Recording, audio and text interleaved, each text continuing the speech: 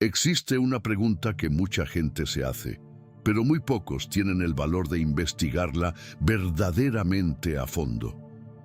¿Cómo un solo hombre, sin fábricas, sin maquinaria, sin herramientas modernas, sin conocimiento formal de ingeniería, logró construir la embarcación más grande de toda la historia antigua en menos de un siglo? No es una pregunta sencilla, y la respuesta va mucho más allá de lo que la mayoría aprendió alguna vez en la escuela dominical. Porque la Biblia revela el proyecto. Pero lo que no detalla es el proceso, y es precisamente en ese espacio, entre lo que se dice y lo que queda implícito, donde esta historia se vuelve aún más impresionante. Hoy vamos a reconstruir la construcción del Arca de Noé desde cero. Cada fase, cada decisión, cada dificultad, cada detalle que el texto bíblico dejó implícito y que cualquier constructor experimentado de la antigüedad habría entendido de inmediato. Génesis 6:14. Dios habla directamente con Noé. La instrucción es clara, directa y sin margen para interpretaciones. Hazte un arca de madera de ciprés. 3 palabras que lo definen todo. Haz, madera, arca. Pero antes de que el primer árbol fuera derribado, antes de que la primera viga fuera cortada, Noé tuvo que enfrentar el mayor desafío de cualquier construcción: planificar algo que nunca antes había existido. Detente a pensar en esto. No existía ningún modelo previo, no había referencia histórica. Nunca había llovido sobre la tierra de la forma en que estaba a punto de suceder. La idea misma de un diluvio universal era completamente incomprensible para las personas de aquella época.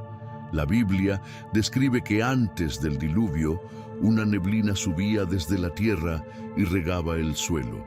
Génesis 2:6. El concepto de lluvia intensa cayendo desde el cielo era, para ese mundo, tan extraño como sería para nosotros hoy imaginar que los océanos aparecieron de repente. Y aún así, Noé obedeció. No porque entendiera todos los detalles, no porque pudiera prever cada etapa del proceso, sino porque confiaba plenamente en quien le había dado la instrucción. Dios no dejó que Noé adivinara el tamaño de la embarcación. Las dimensiones fueron dadas con precisión absoluta: 300 codos de longitud, 50 de anchura, 30 de altura, traducido a medidas modernas, aproximadamente 137 metros de largo, 23 metros de ancho y 14 metros de alto, distribuidos en 3 niveles completos. Estas proporciones no son aleatorias. Ingenieros navales modernos que analizaron las dimensiones del Arca de Noé descubrieron algo sorprendente. La relación entre largo, ancho y altura, 30 a 5 a 3, es prácticamente idéntica a la utilizada en buques de carga modernos, diseñados para máxima estabilidad en mar abierto. No para velocidad, no para maniobra, sino para resistencia. El arca no necesitaba llegar a ningún destino específico. No fue diseñada para navegar rutas comerciales, ni para explorar océanos. Fue diseñada para una única función: mantenerse a flote mientras todo el mundo a su alrededor era destruido. Y las proporciones dadas a Noé eran exactamente las que un ingeniero naval experimentado elegiría para cumplir ese propósito. La ciencia moderna, siglos después, simplemente confirmó lo que ya estaba establecido desde el principio. La Biblia especifica el material: madera de ciprés. En hebreo, la palabra utilizada es gopher, que muchos estudiosos asocian con este tipo de árbol, conocido en la antigüedad por sus propiedades excepcionales. El ciprés es naturalmente resistente a la humedad. Su resina interna actúa como un impermeabilizante natural. No se pudre fácilmente cuando está expuesto al agua durante largos periodos. No por casualidad, fenicios y egipcios lo utilizaban en la construcción de embarcaciones destinadas a largas travesías. Pero hay un detalle fundamental que debe entenderse. Un solo árbol de ciprés, por grande que sea, no alcanza los 137 metros de longitud. Eso significa que Noé no solo cortó madera, tuvo que seleccionar, clasificar, adaptar y combinar cientos de troncos de tamaños específicos para formar vigas compuestas capaces de soportar el peso total de la estructura. Cada tronco tenía un propósito específico. Algunos formarían la base estructural, otros funcionarían como las costillas que darían forma al casco. Otros serían utilizados para los pisos, las paredes internas y las divisiones. Y todo eso debía ser cuidadosamente planificado antes de que el primer árbol fuera derribado. Imagina a Noé entrando en el bosque con sus hijos por primera vez, con un objetivo claro en mente: Sem, Cam y Jafet. 3 hijos. Junto a Noé, 4 pares de manos. Tal vez algunos trabajadores adicionales a lo largo de los años, como sugiere la tradición. Pero en esencia, era una familia enfrentando una tarea de proporciones colosales. Derribar un gran ciprés con herramientas de piedra o bronce requería horas, a veces días, de esfuerzo continuo, y la caída del árbol era apenas el comienzo.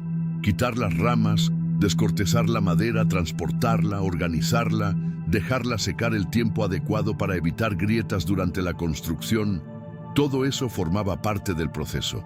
La madera recién cortada contiene una gran cantidad de humedad en su interior. Si se utiliza antes de secarse correctamente, se deforma, se encoge y se agrieta con el paso del tiempo. Una sola viga comprometida podría afectar la estabilidad de toda la estructura. Por eso, gran parte del tiempo de construcción probablemente no se dedicó a construir, sino a esperar. Esperar que la madera secara, evaluar su resistencia, seleccionar cuidadosamente las piezas más firmes para las partes más críticas. La paciencia de Noé no era solo espiritual, era profundamente técnica. Con la madera lista comenzaba la fase más compleja: levantar la estructura. Todo comienza con la quilla, la viga central que recorre toda la longitud del arca. Es la base de todo. Sin una quilla firme y perfectamente alineada, nada más podría sostenerse. Construir una quilla de ese tamaño con troncos limitados requería técnicas avanzadas de unión.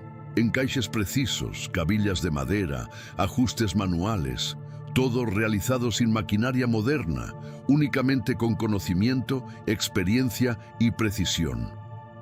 A partir de ahí, las costillas del arca comenzaban a levantarse una a una, dando forma al casco.